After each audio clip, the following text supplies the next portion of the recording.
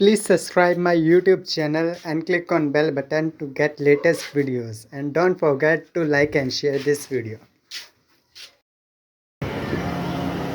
रुकजा के घर पहुंचे और उसका मनोरथ पूरा किया।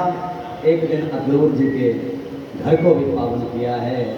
इसी के साथ गोपी उद्धव संवाद को तो हम हिंदी संक्षेप में विराम दे रहे हैं, समय नहीं है, तो आइए आगे बढ़ते हैं। बोलिए गोविंद भगवान जय।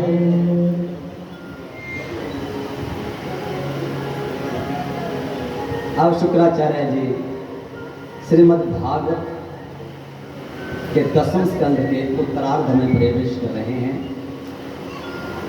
आइए हम आप लोग भी 10वें स्कंध के उत्तरार्ध में प्रवेश करें। सुखदेव जी कहते हैं, वृक्षज प्रभु के द्वारा कंस के उद्धार के पश्चात अस्ति प्राप्ति दोनों जो जरासंध की बेटियां हैं और कंस की पत्नियां हैं, वैधव्य को प्राप्त हुई, विधवा हो गई और जाकर पिता के पास रोने लगी। तो पिता ने 23 अक्षौहिणी सेना लेकर मथुरा पर आक्रमण कर दिया और मथुरा पर 17 बार आक्रमण किया। भगवान ने 17 बार मथुरा की रक्षा करी है, मथुरा में रहकर। और एक दिन कालयवन, मृक्षों के राजा कालयवन को भेज दिया भगवान को मारने के लिए। आज भगवान ने युद्ध ना करते हुए मथुरापुरियों को भी मथुरा से बाहर निकाला और स्वयं भी कालयवन के सामने से भाग गए। भगवान की लीला है।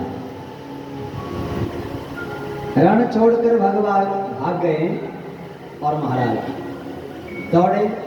कालयवन ने सोचा, देखो हमारे भय से, डर से भाग रहा है, छोड़ूंगा नहीं, पीछे भागा। तो जाकर महाराज दौड़ते दौड़ते एक गुफा में भगवान श्री कृष्ण प्रवेश कर गए और उस गुफा में मुचकुंद सोया था।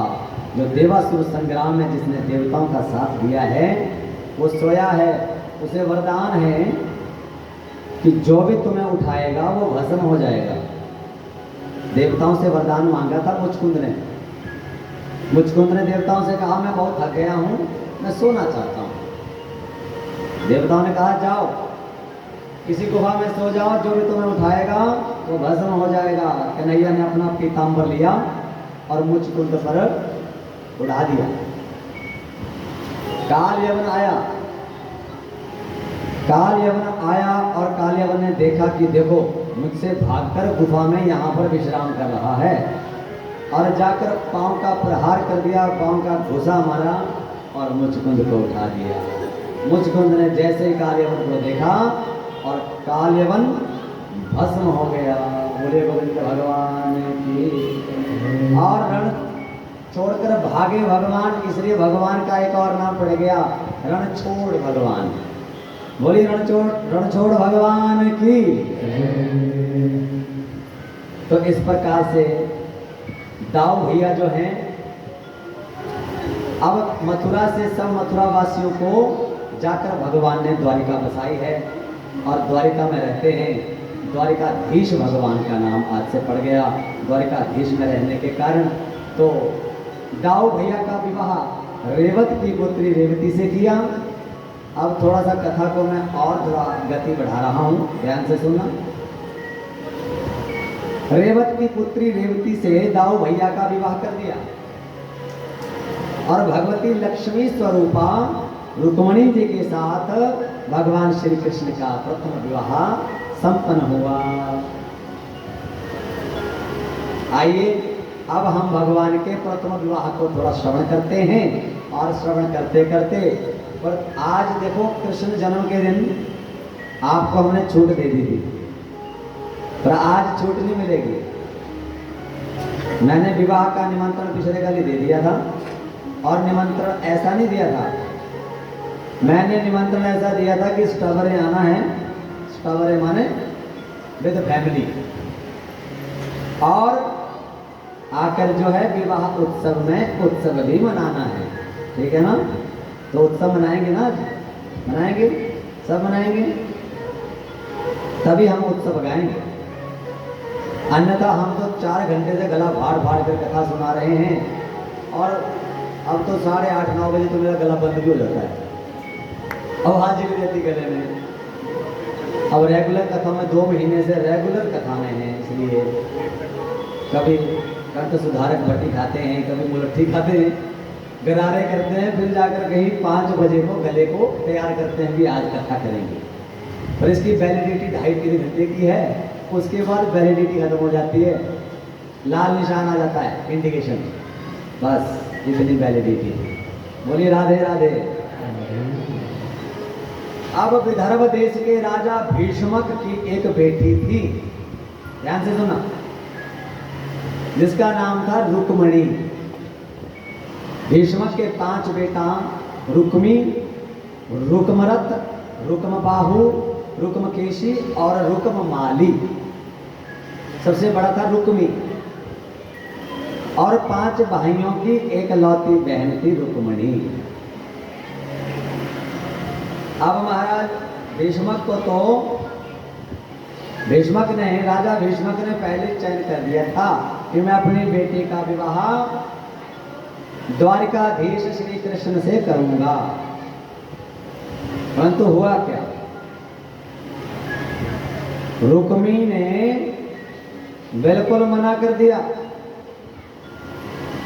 रुक्मी ने कहा महाराज पिताश्री, हम उस भगौड़े से नहीं करेंगे विवाह।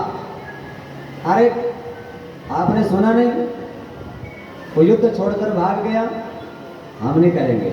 और मैंने अपनी बहन के लिए एक अच्छा रिश्ता देखा है। किसका रिश्ता देखा है? अपनी बहन के लिए अच्छा रिश्ता देखा है महाराज। सिंधु नरेश दम घोष पुत्र शिशुपाल से बढ़कर हमारी बहन के लिए कोई रिश्ता नहीं होगा। आज ही रिश्ता पक्का करूंगा। बोलिए गोविंद भगवान की। आज ही रिश्ता पक्का करूंगा। अच्छा, हम आपसे एक निवेदन करेंगे। देखो अब थोड़ा समय बचा है, 20 मिनट बचे हैं, तो भगवान का प्रसाद भी बना है, प्रसाद ग्रहण करके जाना आप लोगों ने ना।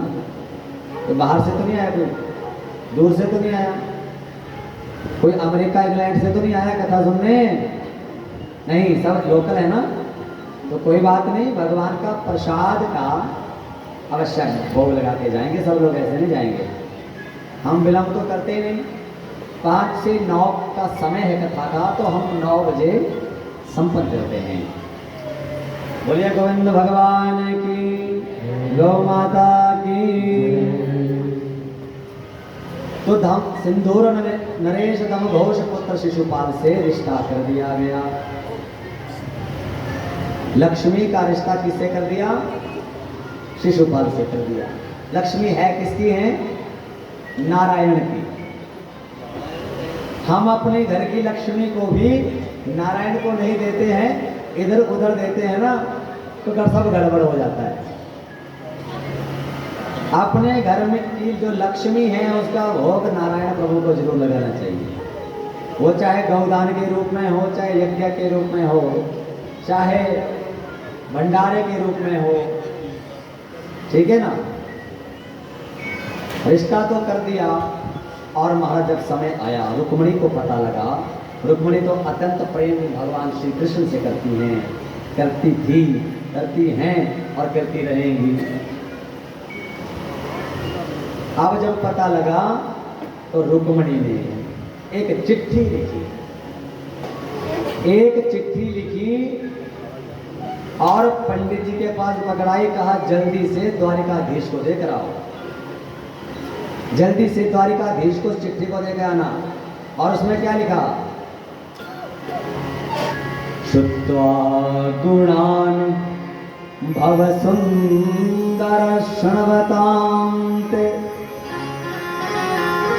निर्विश्य कर्ण विवरै हरतोंगतापम् रूपं दृशां दृश्यमतामखिलार्थलाभम् त्वय्यच्युता विशति चित्तं पत्रपम्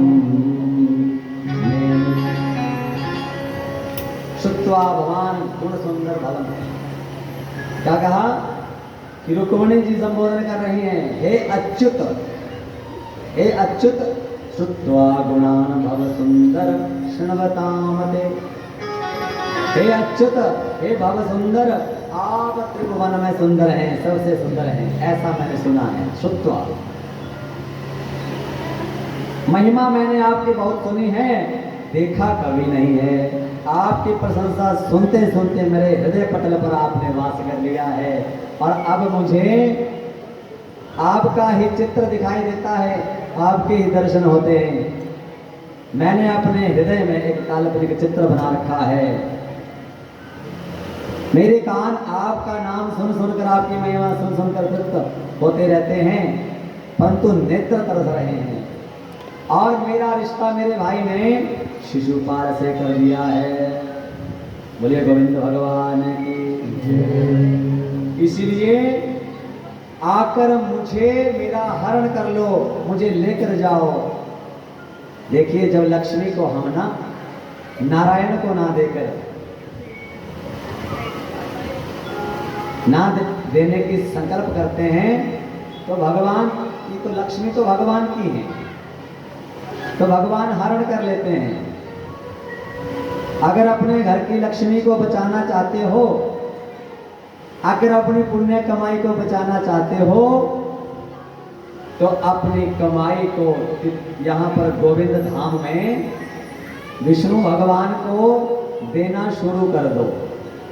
बोलिए गौ माता की। ज्यादा नहीं, शास्त्रोक्त 10%। जिसके खाते में 10 लाख है ना, तो 10 लाख का देख लो कितना है, 10%। जिसके खाते में 10,000 है, वो 10% बना लो। जिसके पास 1,000 रुपये है, वो 10% बना लो। अगर कोई 100 रुपये में से 10% देना चाहते हो, तो 10 रुपये दो, कोई बात नहीं। आज तो थोड़ा देखिए, आज समझ लो कि कल अंतिम दिवस है कथा का। आज कल का ही दिन है। परसों होगा मूर्ति स्थापना दिवस का उत्सव, परसों मनाया जाएगा। लेकिन भागवत जी की विदाई तो कल है, पुराण विदाई कल है, और परसों होगा मूर्ति स्थापना दिवस। आपके पास बचे हैं ये 1-2 दिन, तो ज्यादा से ज्यादा जब तक यज्ञ चल रहा है, इसमें ज्यादा से ज्यादा दान देने का प्रयास करना। हमें नहीं, गौ माता की। बोलिए गोविंद भगवान की, गौ माता की। ऐसा नहीं है कि जबरदस्ती कोई मांगता है। यहाँ पर ऐसे ऐसे भक्त हैं जिन्होंने जितना एक्सेप्ट नहीं कोई कर सकता, उतना दान यहाँ पर दिया है। और वो लोग, वो सज्जन, तो दिव्य मूर्तियां, महान मूर्तियां कहते हैं कि महाराज जब भी आवश्यकता बढ़ेगी बताना। तभी तो इतना सुंदर गौधाम, गौशाला का निर्माण हुआ है। तो लक्ष्मी जी, आज रुक्मी ने लक्ष्मी जी को शिशुपाल को देने का निर्णय किया। तो भगवान के पास जैसे ही चिट्ठी आई, ब्राह्मण आए, देवता आए, चिट्ठी पढ़ी, ब्राह्मण की सेवा करी और ब्राह्मण के साथ ही चल पड़े। और जैसे ही महाराज रुक्मिणी को लेने के लिए बारात आई, बोलिए गोविंद भगवान की, उमापति महादेव की, भक्तवत्सल भगवान की। और महाराज बारात शिशुपाल की आ गई, और रुक्मिणी जी देख रही हैं, वो आए नहीं। अब पहचानती भी नहीं थी, नेत्रों ने देखा नहीं था। तो कन्हैया जैसे ही पंडित जी के साथ पहुंचते हैं, भीड़ भड़क्का में अब कुल देवी का दर्शन करने के लिए रुक्मिणी मंदिर में आती हैं। खूब भीड़ भड़क्का लगा है, भगवान भीड़ में खड़े हो गए और जैसे ही रुक्मिणी जी ने कुल देवी के पास दर्शन किया, पूजा अर्चना की, माथा टेका और परिक्रमा करने लगी। एक परिक्रमा करी, दूसरी करी और तीसरी करी। तीसरी परिक्रमा में क्या हुआ, किसी ने हाथ पकड़ लिया और जैसे हाथ जिसने पकड़ा देखा तो नजरों से नजरें मिली। आज लक्ष्मी जी की नजरें नारायण से मिली और उसी समय कन्हैया ने हाथ से पकड़कर रुक्मिणी को अपने रथ में बैठा लिया और तुरंत घोड़े चलाने लगे। और देखते ही देखते जो सैनिक सामने खड़े थे, भगवान की आभा को देखकर, आभा मंडल को देखकर उनसे आकर्षित होकर देखते ही रह गए, स्तब्ध हो गए और जाकर भागकर शिशुपाल से कहने लगे महाराज, और रुक्मी से कहने लगे महाराज कोई आया महाराज और रुक्मिणी का हरण करके ले गया।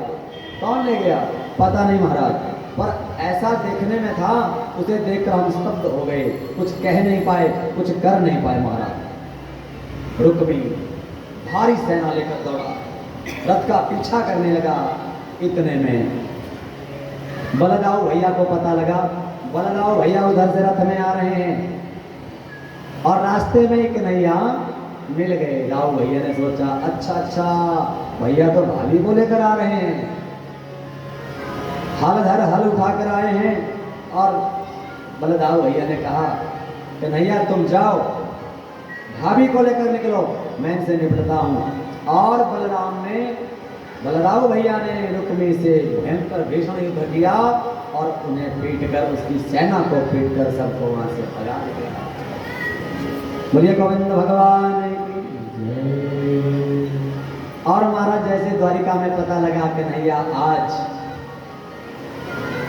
रुक्मिणी जी को साथ लेकर आ रहे हैं, तो महाराज द्वारिका को सुंदर सजाया गया। जैसे यहाँ पर गोधाम सजा है ना, ऐसे द्वारिका को सजाया गया, सुंदर मंडप बनाया गया। और महाराज सखियों ने रुक्मिणी को साथ लिया, ब्रह्म विधि से विवाह की तैयारियां होने लगी। और रुक्मिणी जी मन ही मन में क्या गा रही हैं।